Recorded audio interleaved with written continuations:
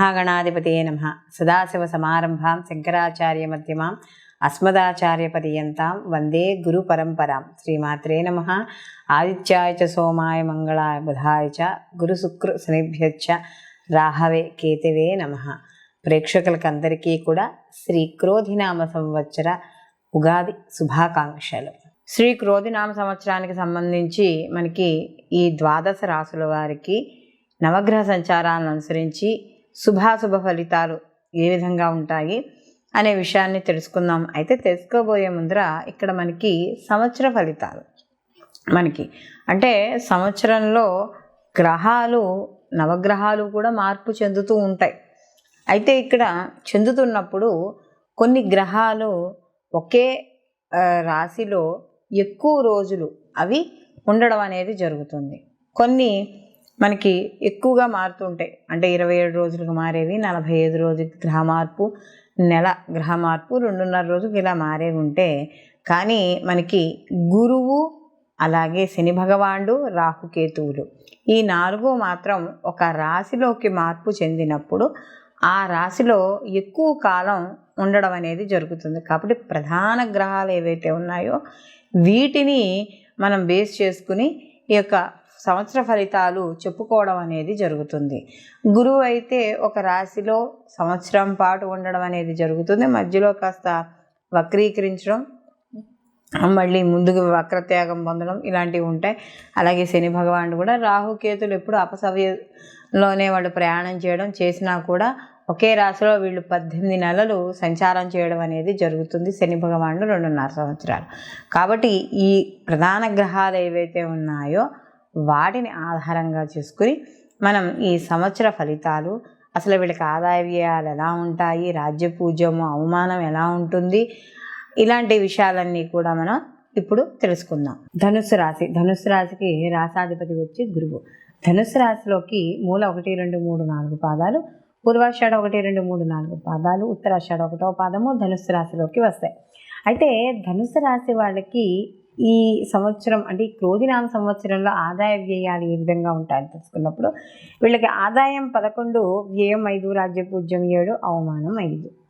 అయితే వీళ్ళకి ఆదాయం కన్నా ఖర్చు తక్కువగా ఉంది, అలాగే రాజ్యపూజ్యం కన్నా అవమానం కూడా తక్కువగానే ఉంది. కాబట్టి వీళ్ళకి కొంతవరకు అనుకూలమైన పరిస్థితులు అనేవి కాస్త ఉండడం అనేది జరుగుతుంది. అయితే ఈ రాశి వారికి గ్రహ సంచారంగానే చూసుకున్నప్పుడు మే 1వ తేదీ నుండి సంవత్సరాంతం వరకు కూడా గురువు 6వ స్థానంలో రచితమూర్తిగాను, శనైశ్వరుడు సంవత్సరం అంతా కూడా 3వ స్థానమందు లోహమూర్తిగాను, రాహుకేతులు సంవత్సర ఆరంభం నుండి సంవత్సరాంతం వరకు కూడా 4వ రాజ్యస్థానాలందు సువర్ణమూర్తులుగాను సంచారం చేయడం అనేది జరుగుతోంది.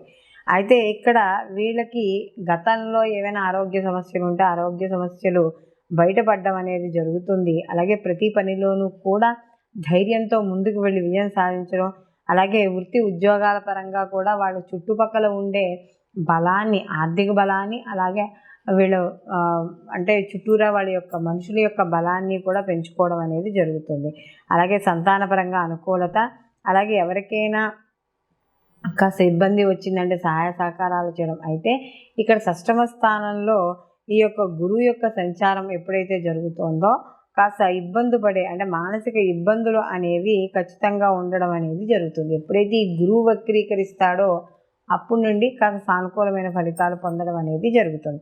అయితే వీళ్ళకి సంవత్సర ప్రారంభం నుండి కూడా ఇక్కడ శని భగవానుడు 3వ స్థానంలో సంచారం చేస్తూ ఉన్నాడు కాబట్టి కొంత అనుకూలమైన ఫలితాలే ఇవ్వడం అనేది జరుగుతుంది. అంటే అది ఏ పని చేసినా కూడా ఆ పనిలో ఆనందాన్ని, ఉత్సాహాన్ని వెతుక్కోవడం, ధనలాభాన్ని పొందడం, కార్యసిద్ధి, ఆరోగ్యం కాస్త అనుకూలంగా ఉండడం వల్ల కాస్త బుద్ధి కూడా సవ్యంగా ఉండడం, ఇవన్నీ కూడా జరుగుతూ ఉంటాయి. ఎప్పుడైతే 3వ స్థానం అందు కూడా ఇక్కడ వీళ్ళకి ఈ యొక్క కుజశని యొక్క స్థితి ఎప్పుడైతే ఉందో కాస్త సోదరుల మధ్య సత్సంబంధాలు ఇవన్నీ కూడా అనుకూలంగా ఉంటాయి.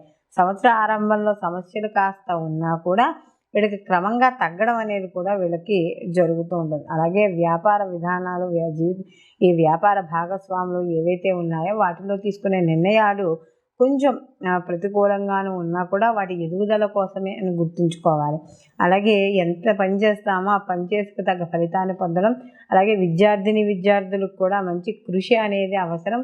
ఆ కృషికి తగ్గ ఫలితాలని సాధించడం అనేది జరుగుతుంది. అలాగే ముఖ్యంగా ఇక్కడ వీళ్ళకి ఎవరైతే వ్యాపారం చేస్తున్నారో వాళ్ళందరికీ కూడా అనుకూలంగా ఉండడం, వ్యాపార ఉత్పత్తులు పెరగడం, అలాగే మీరు ఏదైతే సొంతంగా వ్యాపారాలు చేస్తున్నారో ఆ సొంత వ్యాపారాల వాళ్ళకు కూడా అనుకూలంగా ఉండడం అనేది జరుగుతుంది. అయితే వీళ్ళు చేసే వృత్తి ఉద్యోగ వ్యాపారాల పరంగా కూడా ప్రభుత్వపరమైన ఏవైనా సహాయ సహకారాలు కావచ్చు, వాటి యొక్క ప్రభుత్వపరమైన ఆదరణ కావచ్చు, వాటికి సంబంధించిన ఏదైనా పథకాలు కావచ్చు, అవన్నీ కూడా పొందడం అనేది జరుగుతుంది. అలాగే ప్రతి పనిలోనూ కూడా నైపుణ్యత సాధించడం, వీళ్ళ యొక్క ప్రవర్తన ద్వారా అధికారుల యొక్క మన్ననలు పొందడం అనేది జరుగుతుంది. వైద్య వృత్తి రీత్యా కూడా వీళ్ళు ఎవరైతే వైద్య వృత్తికి సంబంధించిన వాళ్ళు ఉన్నారో వాళ్ళందరికీ కూడా అనుకూలంగా ఉండడం అనేది జరుగుతుంది. అలాగే సమాజపరంగా కూడా కీర్తి గౌరవాల పేరు ప్రతిష్టలు అనేవి పెరుగుతాయి.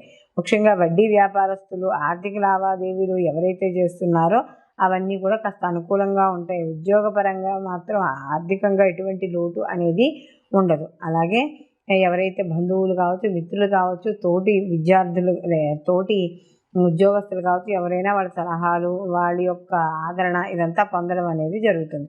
అయితే ఇక్కడ రాహు చతుర్థ స్థానం సంచారం వల్ల కాబట్టి ఆరోగ్యమైన విషయాల్లో వాటిల్లో కాస్త జాగ్రత్తగా ఉండడం అనేది మంచిది. కాబట్టి ముఖ్యంగా ఇక్కడ ఎవరైతే ఈ యొక్క ధనుస్సు రాశిలో ఉన్నారో వాళ్ళు లక్ష్మీ గణపతి ఆరాధన ఎక్కువగా చేసుకుంటూ ఉండడం, అలాగే ఇక్కడ వీళ్ళకి ముఖ్యంగా ఈ ధనుసు రాశి వాళ్ళకి ఎప్పుడైతే గురువు కూడా సప్తమ స్థానంలోకి మారుతాడో దక్షిణామూర్తి స్తోత్రాన్ని, అలాగే అమ్మవారి యొక్క ఆరాధన లేదా ఇవేమీ చేయలేని వాళ్ళు కనీసం రాహుకాల దీపాన్ని పెట్టడం, ప్రతిరోజు కూడా వచ్చే రాహుకాలంలో దీపాన్ని పెట్టడం ద్వారా కొంతవరకు మీ సమస్యల నుండి బయటపడడం అనేది జరుగుతుంది. సర్వే జన సుఖినో భవంతు. లోకా సంస్థ సుఖినో భవంతు.